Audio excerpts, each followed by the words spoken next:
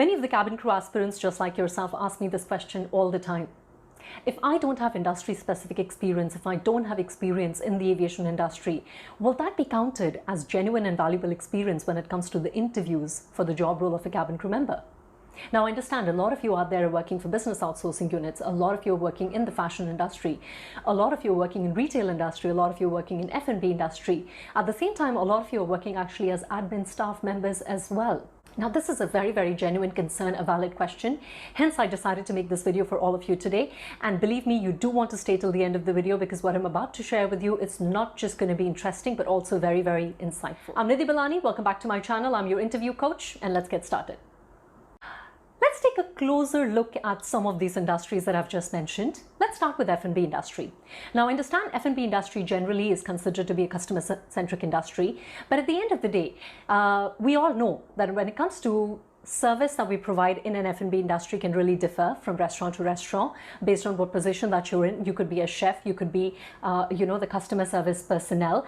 But at the same time, do we understand that the skill that is required to be in an F&B industry requires a lot of creativity, requires a lot of organization, requires a lot of resourcefulness, because there will be times that your customers might be looking for alternatives. There would be times that your customers might be looking for certain solutions.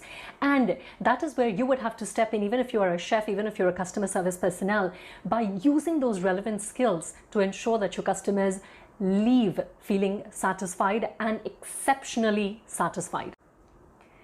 Let's look at the BPO industry, the business outsourcing units. A lot of you who are working in business outsourcing units deal with people with different cultures, different nationalities all throughout the day and all throughout the night sometimes, right?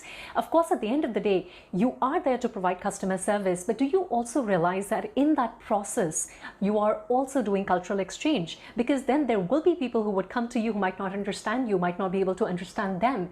But because you're emotionally intelligent, you're culturally intelligent, and you're actually using all that knowledge to build rapport with your customers, you are able to provide that excellent or exceptional customer service that most business outsourcing units are known for. And that is why India in particular is a major hub for all these business outsourcing units to be able to cater to all these people from different countries worldwide. Now, let's take a closer look at the fashion industry.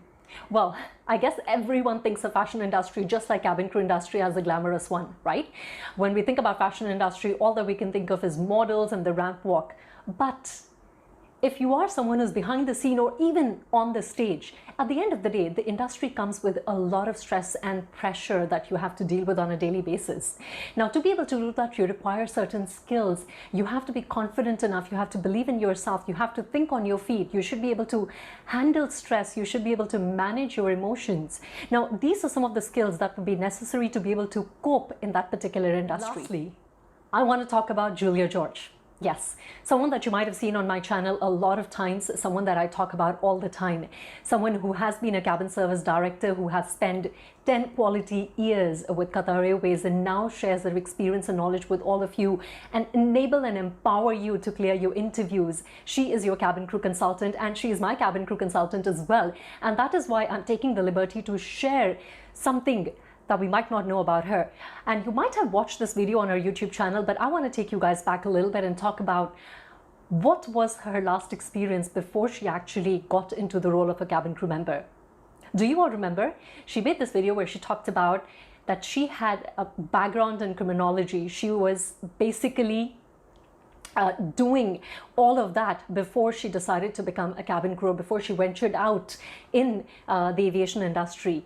So let's understand, let's go back a little bit, how someone with that kind of background decides to become a cabin crew, gets into the cabin crew industry and stays in the industry and actually progresses to becoming a cabin service director at the end of the day. Skills.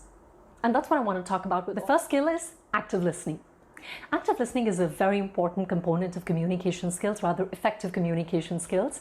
Now, active listening is not just about standing and listening to people. Active listening involves a lot of verbal and non-verbal communication. So, for example, if you're listening to someone, some things that you do want to do is to nod, to tell them that you are listening by acknowledging, making an eye contact, smiling when they say something which is of relevance or importance by telling them that you sort of agree with them. Next up, teamwork.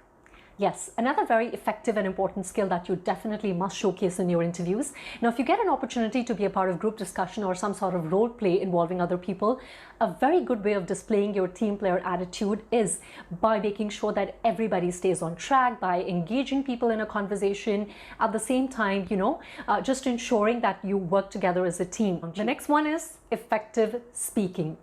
Again, a very important element when it comes to interpersonal communication.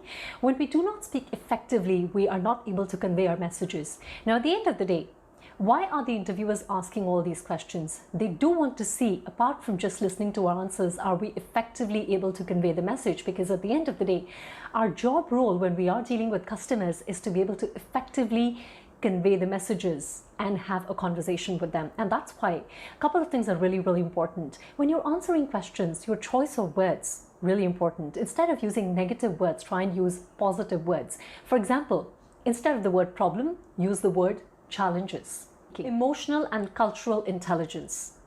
Very, very, very important. Now, this is important not just from the perspective of interpersonal communication, but also from the perspective of intrapersonal communication. Now, emotional intelligence is not just about displaying positive emotions, displaying positive body language, but it is also about managing your own stress.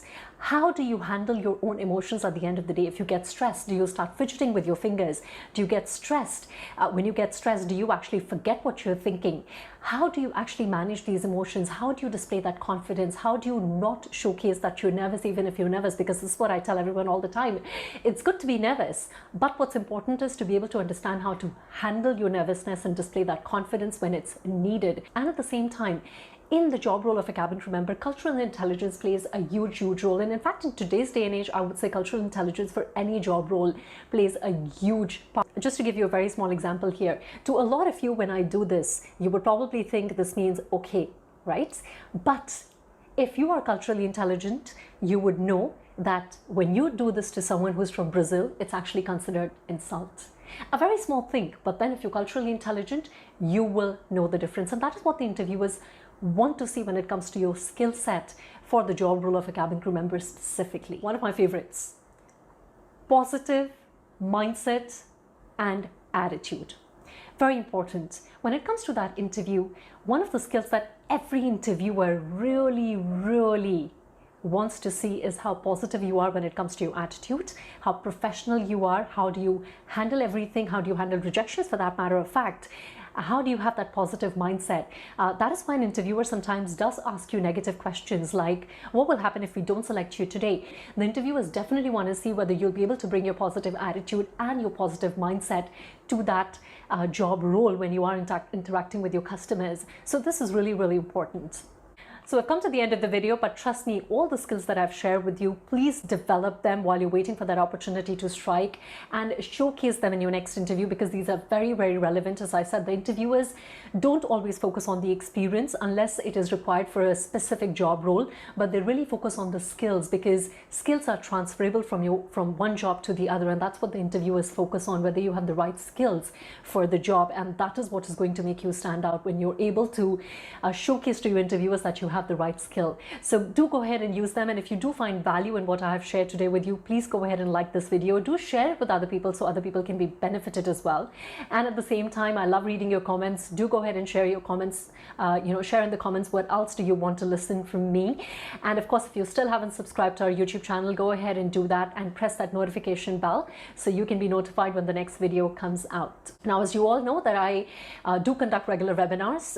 If you are someone who's a fresh graduate looking for new opportunities, do go ahead and join us. We can share with you how we can help you. And at the same time, for someone who's an experienced professional who is looking forward to grow in their career, do join us, because we do share how you can actually widen your connections and build your network, which is really important in today's day, age and time. And of course, do continue to submit your questions on our website, the platform that we have called Ask Nidhi, so that I can make these dedicated videos in our FAQ Sunday interview tips. And I really hope you enjoyed watching this video for today. So I'm going to sign off. All of you out there, please stay happy, stay safe, and I love you guys. Bye.